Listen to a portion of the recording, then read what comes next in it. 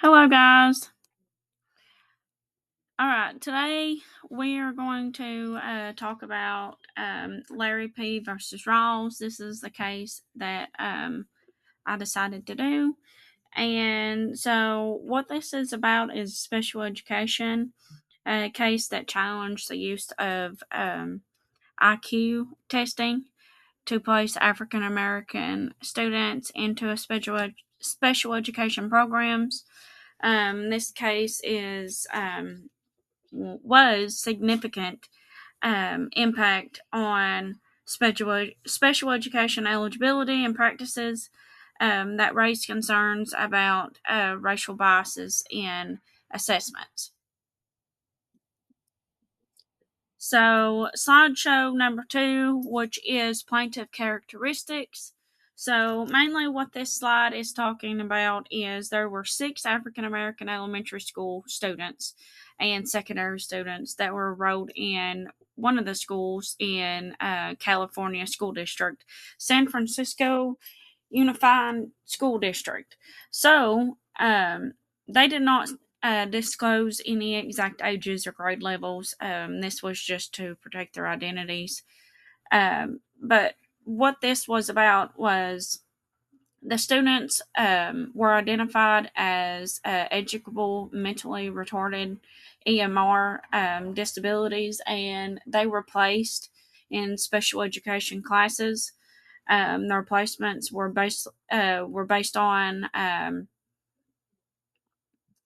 heavily based on just standard IQ testing, a single test. The families argued that the IQ test didn't really show their abilities, or that it was being culturally biased, and they had disappropriate placement for African American students. So the students and their families believe that the testing procedures and processes didn't accurately measure their ability and what they could do. They didn't consider um, the whole student, and consider that there was any cultural linguistic differences for these African American students. So this second slideshow is just really talking about that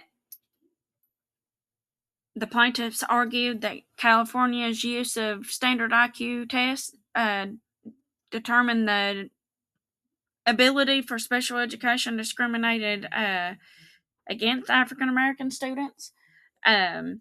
Claimed that the tests were culturally biased and resulted in black students being disproportionately placed in classes for students with intellectual disabilities. The defendants, which is California Superintendent for the Public Schools, said that they maintained all of the IQ tests, and they thought that the tools that they were using were appropriate, and the IQ test that they were using wasn't, non-discriminatory evaluations.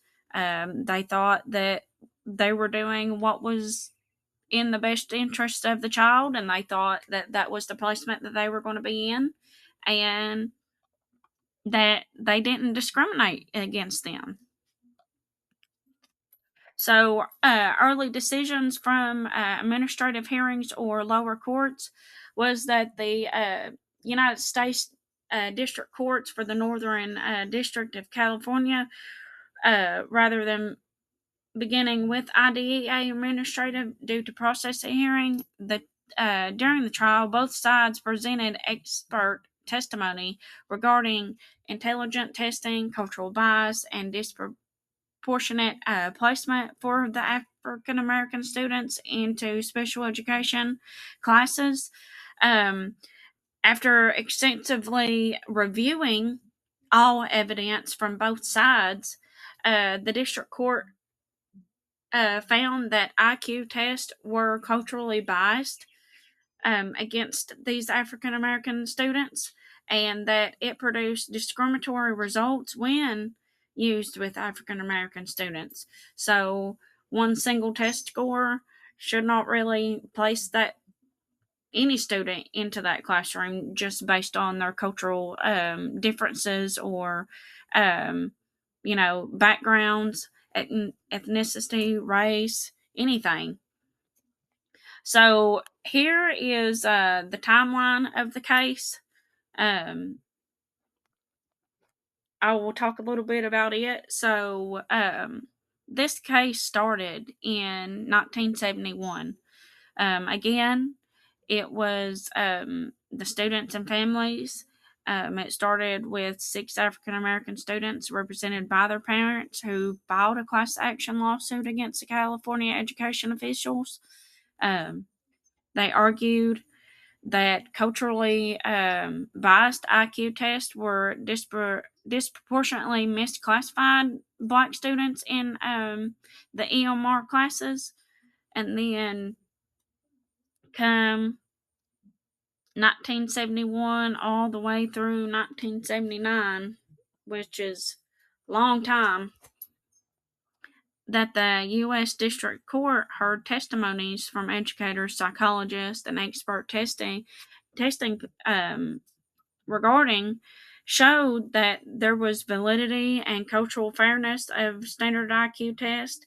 During this period, the court also issued preliminary injunctions limiting the use of IQ tests while the case was pending. So this was very crucial that they couldn't continue to, use IQ tests. In 1979, U.S. District Judge Robert F. Peckman ruled that using standardized tests to identify African American students for placement in EMR programs was discriminatory and violated federal civil rights laws. The court prohibited California from using IQ tests for this purpose. In 1986, when it all comes to an end, the U.S. Court of Appeals for the Ninth Circuit upheld the district court decision, affirming that prohibition on using standardized tests to identify African American students as having an intellectual disability. So, all of this in this timeline of this case took a very long time to look at everything as a whole, make sure that, both sides of the party's evidence were equally looked at, make sure that, everyone was meeting what they were supposed to. So this was very crucial. So final holding and rationale was the U.S. District Court ruled in favor of the plaintiffs. The court held that California's use of IQ tests to identify African American students for special education violated both the Equal Protection Clause of the 14th Amendment and the title of the Civil Rights Act because the test had discriminatory impact and cultural bias. The court permanently prohibited California using standardized test scores test as the primary method for identifying African American students as having an intellectual disability. So this emphasized that the school must use non-discriminatory evaluation procedures and multiple sources of assessments when determining eligibility for special education. So reflection of this whole case. It could have been heavily avoided if school districts used comprehensive evaluations instead of just relying on one single test. The school district or team should have considered maybe some classroom performance, observations, adaptive behavior assessments, maybe some FBAs, some BIPs, family input assessments, maybe BASH 3 assessments, just to determine, the child as a whole before just placing them in one place and basically being like, okay, this is what they say we are, and this is where we're going to put them, and we don't know if they can do anything else, but this looks good. Let's do it. But um, it also, earlier, the recognition of cultural bias in testing could have been prevented as well, um, from being inappropriately placed in a restrictive special education classroom. So, again, you should look at the student as a whole instead of just judging the book by its cover, as you would say, I guess. Um, so, really take everything as a whole to determine, you know, can this student do this? What can they not do? But how can we make them be successful, make progress, within the classroom? Um, I feel like that's what we're supposed to do. That's our job, instead of just relying on one single item, because one single item doesn't determine what any students can do in your classroom.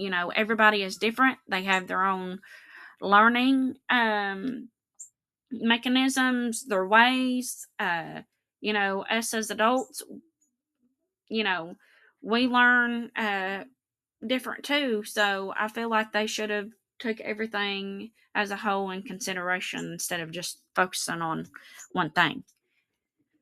So implications for the field was schools must use non-discriminatory evaluations, use multiple assessment tools and sources rather than just one single item.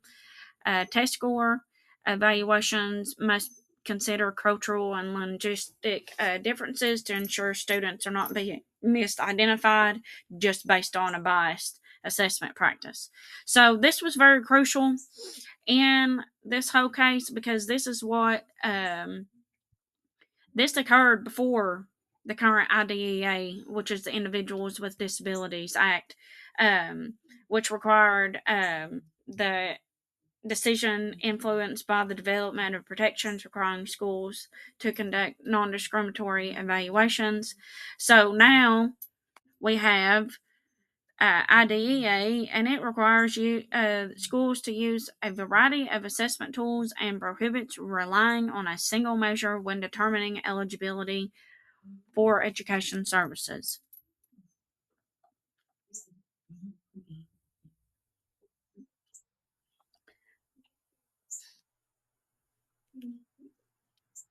So, some questions that could be asked in this whole case was, did the use of standardized tests violate students' rights because of racial bias? Yes.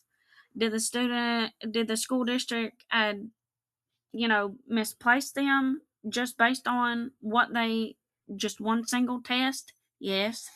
Were they denied educational opportunities because of assessment processes? So I just feel like this case didn't really look at the student as a whole. They just used one determining factor in where to place those students. So I feel like, as a special education teacher, this reminds me that eligibility decisions must be based on the whole child instead of one single score, because every student that comes into your classroom is different. They come from different backgrounds, and you just can't judge them by one thing, by one test score. And everybody has their strengths, everybody has their weakness.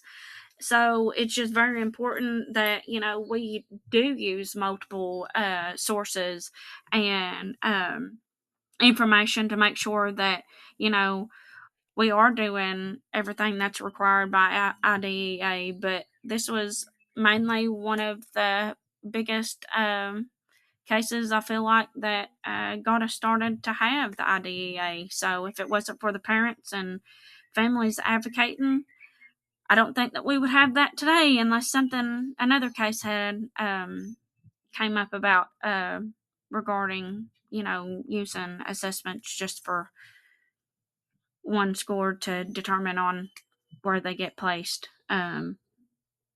So I feel like advocating for your child with a disability, you as a teacher should advocate what's best for the students in your classroom, and instead of making assumptions, and just make sure that we do everything possible to make sure the students are making progress in how we make them.